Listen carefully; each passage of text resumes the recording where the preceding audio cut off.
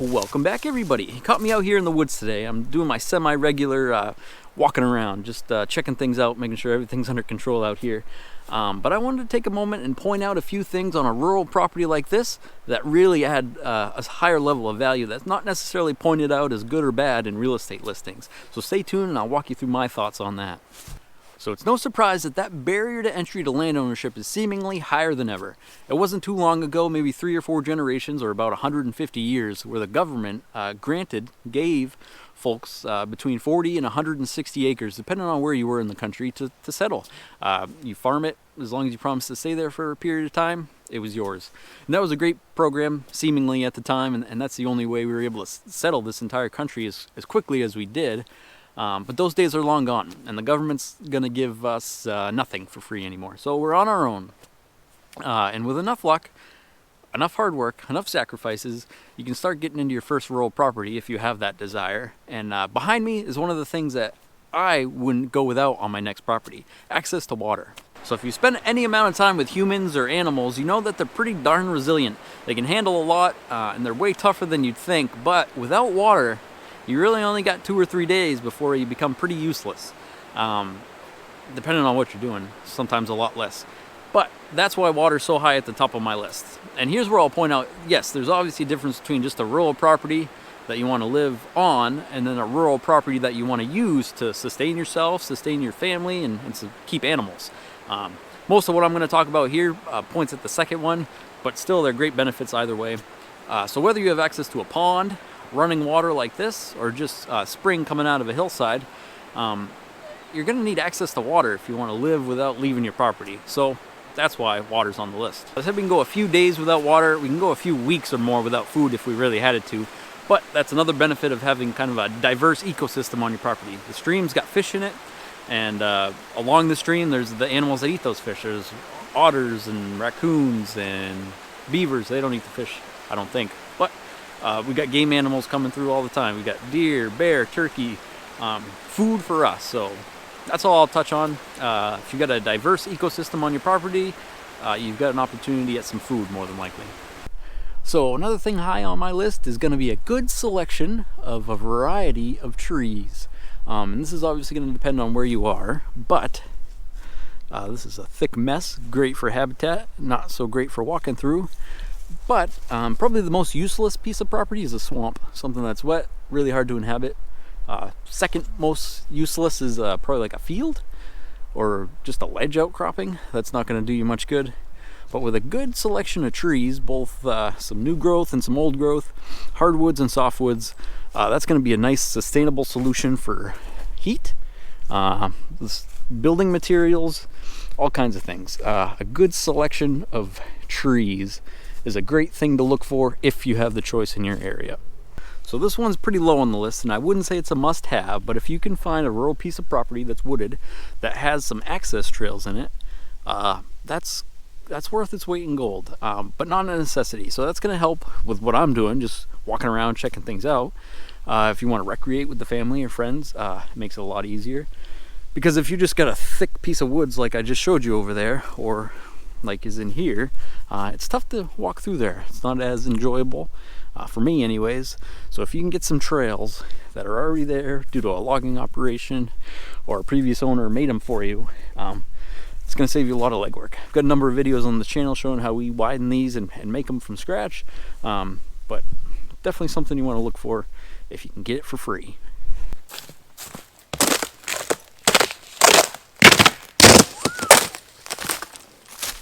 So another thing, if you're able to get that diverse mix of woodland, so if you got softwoods and hardwoods, one thing that's probably going to naturally come from that is some open hardwoods, where there's none in the background here, but over to my right you can see, you can't see, but I can see that there's more open hardwoods. Not super productive for wildlife, they don't spend a lot of time in there, but it's nice to look at. It's easy to harvest firewood out of that. And then you get this more thick stuff that's more beneficial, and some wet areas in the background. It's more beneficial to the woodland creatures, and it's just nice to have a nice diverse mix of things. Some pretty cool looking clouds behind me there. The next thing I'm going to mention, it's a must-have for me, and a lot of people don't think about it. And here in the northern hemisphere, in a colder climate, you're going to pretty much need exposure to that southern sky. You could probably find a pretty good deal on a piece of property that's on the north face of a mountain, but you're going to get cold if it gets cold. That exposure to the sun, it gets us light, improves our mood. The animals need it, like the chickens. Chickens don't get enough sun, they don't lay eggs. So yeah, exposure to light. The length of our house faces south and it's covered with windows, and that helps with our wood bill quite a bit. Not that we pay for our wood, but yeah, it goes a long way. Southern exposure to the sky, if you're in the northern hemisphere. Southern hemisphere, you want exposure to the northern sky, just to see the sun.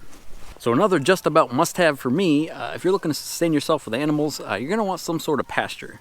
I hinted at how difficult it is to break in those trails. It's really difficult and a lot of money if you have someone else to do it, to create a pasture. So if you can get a field, no matter how small, that's gonna, even if you end up building a house in that field, it's a great savings and extremely useful if you want to try to pasture any type of animals. Pasture, high on the list. So something else to look for is you probably don't want a super flat property. That's going to make it, unless you buy a piece on top of a ridge, you're probably going to end up with a low-lying property, and that's susceptible to flooding. You're probably going to have to pay for flood insurance if you've got structures, and nobody wants that. If you can get a rolling property that's got exposure to both faces, it just makes things a little easier, and you got a lot more options. As far as gathering firewood, you don't want a super steep property because it's going to make things a lot trickier for you. And chances are you don't have that southern exposure everywhere you want. So yeah, a nice mixture of rolling hills if you can get it. Mostly be worried about the flat stuff. That's mostly a generalization for my area. Obviously there's big portions of the country that are flat, and you get what you get. But here in the Northeast, a nice mixture goes a long way. Here's a nice example of the open hardwoods I talked about. This is a nice easy place to pick firewood out of. You can see a long ways. A gentle slope. It's just a enjoyable section of property to have. Dry. So the last thing I think I'll talk about is I mentioned how the government isn't going to give you anything. They're still going to have a heavy hand in what you're able to do, especially if you're developing a property from scratch nowadays. So when I think of the government, first things I think of are probably access. So to develop, you need either a deeded right-of-way or frontage on a road or two. In most jurisdictions, and wetlands. So thinking of bringing in a driveway, you're going to need to know where the wetlands are. Even if a piece of ground doesn't have water on it, doesn't mean it's not a wetland in my experience. And there's usually variances or setbacks you need to adhere to in order to get a driveway in. And then the last thing is probably property boundaries. If you go look at a raw piece of land and you've got a perfect house lot picked out up on a hill or something, you need to make sure that that's not super close to the boundary line in most jurisdictions. There's setbacks, so it is a significant investment to buy a piece of property. It's worth that little bit of extra cost to have a site assessment, whether it be by a surveyor, wetland scientist, or a joint venture of the two.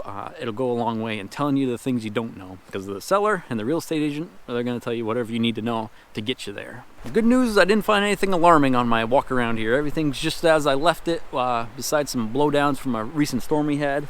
So hopefully that's a little bit helpful for you, whether you're looking to get into your next rural property or your first one. I think those are some things you're going to want to look out for, whether you realize it or not. I think each of them are going to have a long-term impact on your enjoyment of the property if you want to use it for anything sustainable. Yeah, I think I'm posting this one on Christmas Eve, so Merry Christmas everyone. Hopefully you're not on YouTube and you're spending time with your families, but if you catch this one next week or sometime, thanks for liking, thanks for subscribing. I appreciate you all, and we'll see you at the next one. Take care.